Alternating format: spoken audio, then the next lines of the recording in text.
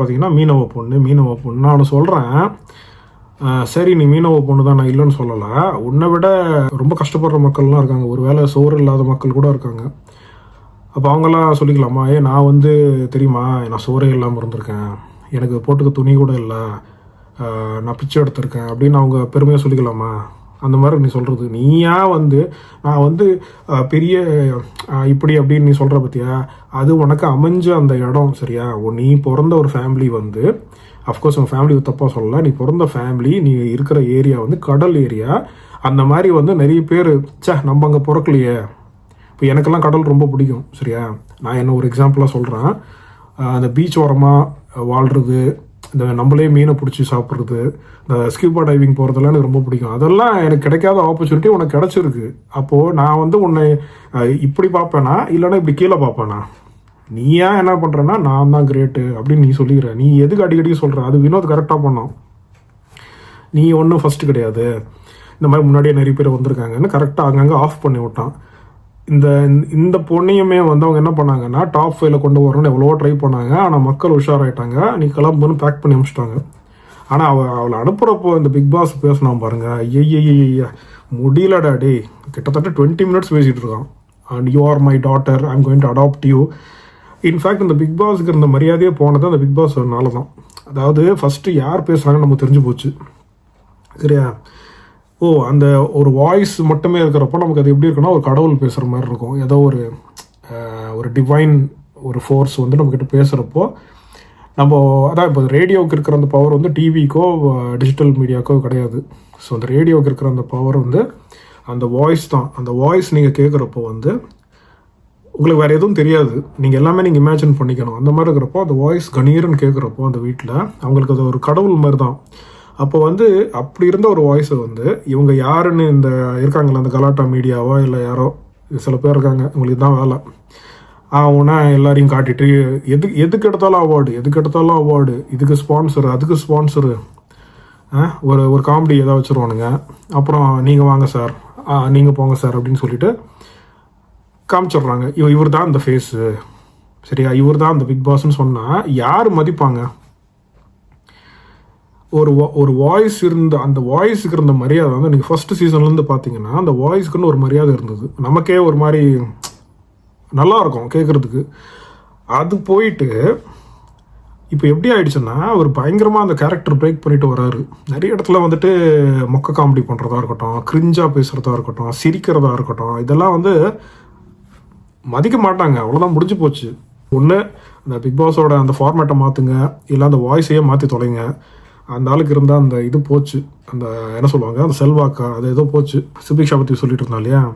இப்போ big pass வந்துட்டு இதெல்லாம் சொல்கிறாரு, எல்லாருக்கிட்டையும் சொன்ன டைலாகே சொல்லிகிட்டு இருக்காரு. இன்னும் சொல்ல போனால் அவங்க ஹோஸ்டாக இருக்கட்டும் பிக் பாஸாக இருக்கட்டும், அவங்க வந்துட்டு சில விஷயத்தை பிரேக் பண்ணிவிட்டு இன்ஃப்ளூயன்ஸ் பண்ணுற மாதிரி, அந்த கேமை இன்ஃப்ளூயன்ஸ் பண்ணுற மாதிரி, அந்த கண்டஸ்டன்ஸ் இன்ஃப்ளூயன்ஸ் பண்ணுற மாதிரி சில விஷயம் பண்ணுறாங்க. அது எப்படி அது ஃபேர்னு எனக்கு தெரியல. அது basically breaking their own rules. So அந்த மாதிரி நடந்தால் வந்து எப்படி அது நல்லாயிருக்கும் பார்க்குறதுக்கு எனக்கு தெரியல. சுவாரஸ்யமே இல்லாமல் போயிடும். எதுக்கு எடுத்தாலும் சுவாரஸ்யம் இல்லைன்னு நீங்கள் சொல்கிறீங்க இல்லையா? அப்போ நீங்கள் பண்ணுறது எப்படி இருக்குது? அப்படி தான் இருக்குது. ஸோ சுபிக்ஷா அது வந்து again I don't think she deserves to be in the house first of all. Secondly அவள் வந்து தெரியல, அதாவது மனசில் நிற்கிற மாதிரியே இல்லை அந்த பர்டிகுலர் அந்த பர்சனாக இருக்கட்டும். இப்போ அரோராவது ஓரளவுக்கு நடுவில்லேருந்து she started playing her game. Okay, அது கொஞ்சம் அப்ரிஷியேட் பண்ணுற மாதிரி தான் இருந்தது. பட் ரொம்ப அந்த சகுனி வேலை பார்த்துடுச்சு. அந்த ரீசனுக்கு வெறுப்பாக தான் இருந்தது பார்க்குறதுக்கு. But compared to Subiksha, Arora is for better. அதுதான் நான் கண்டிப்பாக சொல்லுவேன். Vikram was right about that. So அந்த பீட் பாக்ஸிங்கன்ற ஒரே ஒரு விஷயத்தை வச்சுக்கிட்டு அதையும் உருப்படியாக பண்ணாமல் ஊரை ஏமாற்றிக்கிட்டு ஒரு பாட்டு பாடுறேன்னு சொல்லிட்டு அதையே பாடி பாடி பாடி சாகடிச்சு இதுதான் பண்ணுறீங்க. அதாவது 1 ஹவர்லேயே பார்க்க முடியல அந்த கர்மத்தை. இதில் வேற 24 ஹவர்ஸ் அங்கங்கே கிடைக்கிற கேப்லலாம் நீ வந்து சந்தில் சிந்து பாடுற அப்படின்னா அது எப்படி ரசிக்கிறதா இருக்கும்னு எனக்கு தெரியல. உன் தம்பி கூட வந்து சொல்லிட்டான் இதெல்லாம் பண்ணாதானே, அது இருந்தும் நீ பண்ணிகிட்டு இருக்க. அப்போ நீ யார் பேச்சும் கேட்க மாட்டேன், நான் பண்ணுறது தான் நான் பண்ணுவேன். இதில் விஜய் சேதுபதி வேறு இது பீட் பாக்ஸ் பண்ணிகிட்டே வெளில போங்க அப்படின்றான். ஏன் அது காமெடி என்ன இதுவாக பண்ணிகிட்ருக்கு, புறணி வித்து பண்ணிகிட்ருக்கா? ஏண்டா எவ்வளோ ஒரு பியூட்டிஃபுல்லான ஒரு விஷயம் அது அந்த பீட் பாக்ஸிங்கிறது. மைக்கேல் ஜாக்சன்லேருந்து எல்லாருமே like there are people who, அதாவது அந்த ஆக்கப்பெல்லா அப்படின்வாங்க, ஆக்கப்பெல்லா அப்படின்னா என்னன்னா, ஒரு சாங் பாடுறதுக்கு முன்னாடி ஒரு சாங்கோடைய அந்த டியூனோ இல்லைன்னா அந்த ரெக்கார்டிங்க்கு போகிறதுக்கு முன்னாடி வித்தவுட் வேர்ட்ஸ் சிலது வந்துட்டு அவங்க சவுண்ட்லேயே பண்ணுவாங்க. அந்த மியூசிக்கை வந்து சவுண்ட்லேயே பண்ணுவாங்க, அந்த ஃபீலை சவுண்ட்லேயே பண்ணுவாங்க. ஃபார் எக்ஸாம்பிள் மைக்கேல் ஜாக்சன் பார்த்தீங்கன்னா பில்லி ஜீனாக இருக்கட்டும், எந்த எந்த ஒரு சாங் எடுத்தாலும் ஹூ இஸ் இட்டாக இருக்கட்டும், அவ்வளோ பியூட்டிஃபுல்லாக பண்ணியிருப்போம். அந்த வீடியோவில் எடுத்து பார்த்தீங்கன்னா இருக்கும். So beat boxing Michael Jackson அப்படின்னு தேடி பாருங்கள், இல்லைனா beat boxer world's famous beat boxer அப்படின்னு தேடுங்க. நிறைய ப்ராங்க் வீடியோஸ்லாம் பண்ணியிருக்காங்க, இந்த லிஃப்ட்லலாம் பீட் பாக்ஸ் பண்ணுவாங்க. ஸோ அது பீட் பாக்ஸிங்கண்ணா. பீட் பாக்ஸிங்கோடைய ஆக்சுவல் குவாலிட்டி என்னன்னு எனக்கு தெரியும். ஸோ அதனால தான் நான் இவ்வளோ கொந்தளிச்சு பேசிகிட்டு இருக்கேன். இந்த எஃப்ஜேலாம் வந்து சுத்த லூஸு பையன், அவன்லாம் வந்து பொறுக்கி பையன், பேசிக்கலி பொறுக்கி இந்த தெருநாயன்னுவாங்களா அந்த மாதிரி ஒரு ஆள். அவன் ஏதாவது சொல்லுவாங்கள்ல பொடிப்பையான்னுவானுங்க, பொடிப்பையன். அந்த பொடிப்பையனை கூப்பிட்டு வந்துட்டு இவர் ஏதோ பெரிய அப்படியே he has discovered something like he is the inventor of hip hop, he is the inventor of rap அப்படின்னு. ரேப் வந்து கிராப் மாதிரி இருக்குது. கிராப்னா வந்து இது மாதிரி 2 பாத்ரூம் மாதிரி இருக்குது அவனுடைய ரேப்பு, சரியா? இதே வந்து அசல் கோளாறுன்னு ஒரு பையன் வந்திருந்தான். அந்த பையன் அந்தளவு நல்லா விளாடல, ஓகே, அவனுக்கு கேமே புரியல அவனுக்கு. அவன் பெரியவங்க கெடுத்தாங்க. பட் அவன் இப்போ கிங்கு மாதிரி இருக்கான். வெளியில் போயிட்டு அவனுக்கு என்ன வருமோ அதை பர்ஃபெக்டாக பண்ணிவிட்டு பாடிட்டு இருக்கான். பையாடே அப்படின்னு ஒரு சாங் கூட எனக்கு ரொம்ப one of my favourite songs.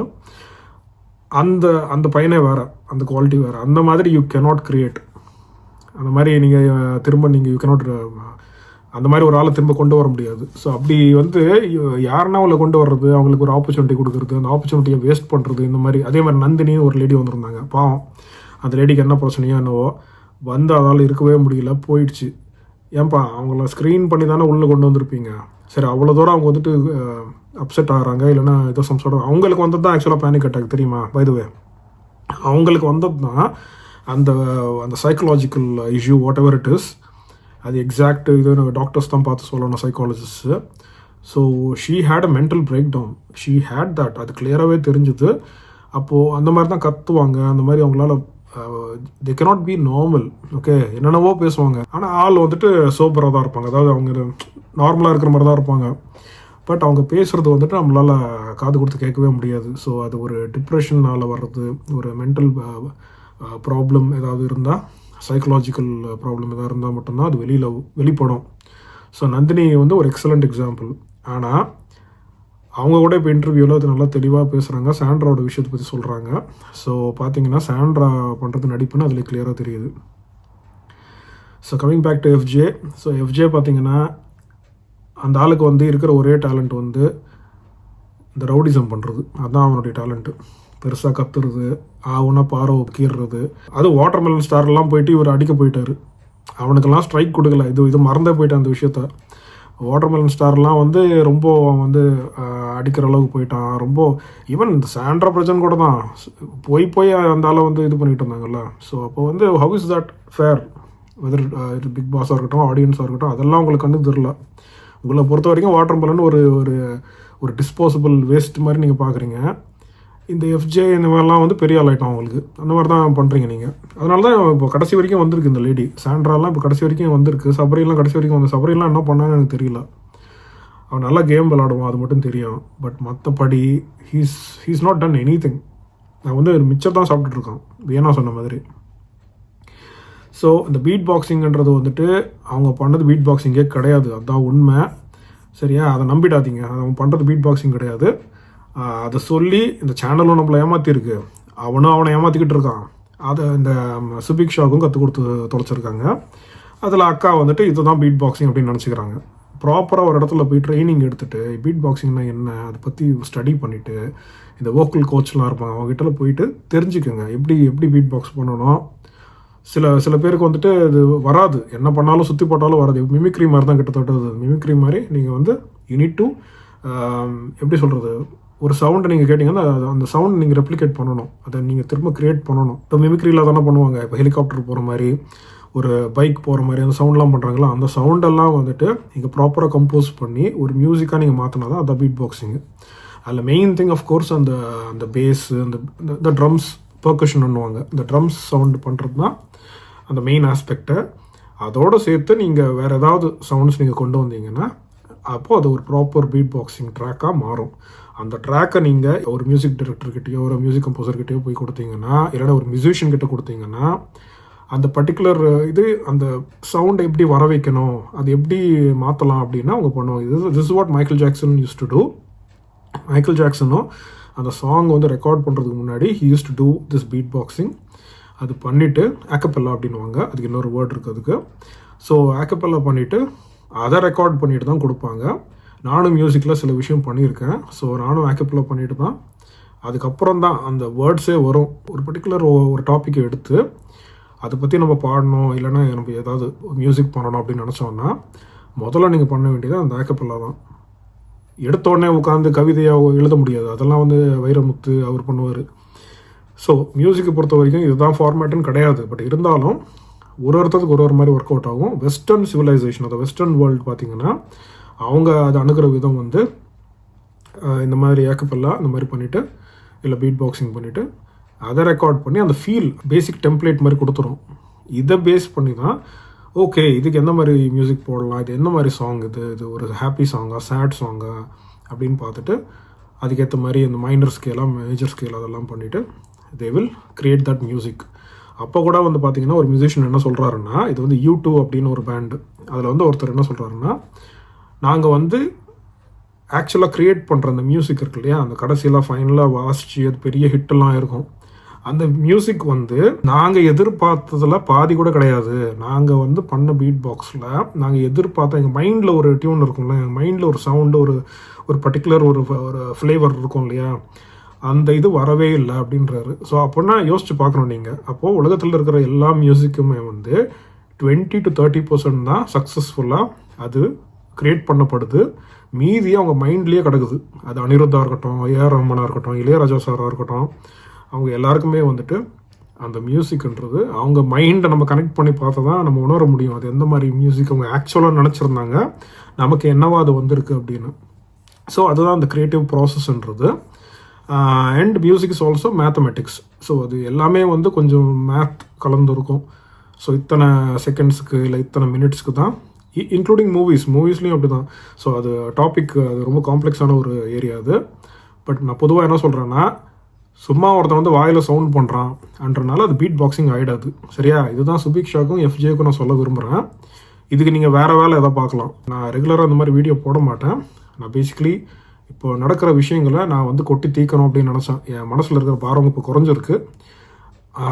நீங்கள் முடிஞ்சால் இந்த வீடியோ லைக் பண்ணிங்கன்னா, நீங்கள் வந்துட்டு நான் இதை வந்துட்டு எல்லாருக்கும் ஷேர் பண்ணுங்க அப்படின்னு நான் சொல்ல வரல. நீங்கள் it's up to you. If you think இது வந்துட்டு கண்டிப்பாக நான் யூஸ்ஃபுல்லாக ஏதாவது சொல்லியிருக்கேன் அப்படின்னு நீங்கள் நினச்சிங்கன்னா, ஒரு அவேர்னஸ் க்ரியேட் பண்ணுறதுக்காக நீங்கள் you can send it to your friends or whoever. நீங்கள் அனுப்பிட்டு லெட்டஸ் சி. நெகட்டிவ் இன்ஃப்ளூயன்ஸ் எங்கே பார்த்தாலுமே இருக்குது, ஒரு பாசிட்டிவான இன்ஃப்ளூயன்ஸ் எங்கேயுமே கிடையாது. நான் வந்து இங்கே பேசுனது என்னோடய மனசாட்சிக்கு தெரியும் நான் பேசுனது உண்மைன்னு. அதே மாதிரி நீங்களும் பார்க்குறீங்க, உங்கள் மனசாட்சிக்கு தெரியும் என்ன நடக்குது அப்படின்னு. So don't be brain washed. அங்கே நடக்கிற எல்லாத்தையும் அவங்க வந்து மண்டே கழுவாமல், யார் சேனலாக இருக்கட்டும், விஜய் சேதுபதியாக இருக்கட்டும், don't fall for these drops. நீங்கள் சுய புத்தியோடு யோசித்து யார் உண்மையாகவே நல்லா விளாட்றாங்களோ அவங்களுக்கு ஓட் போடுங்க.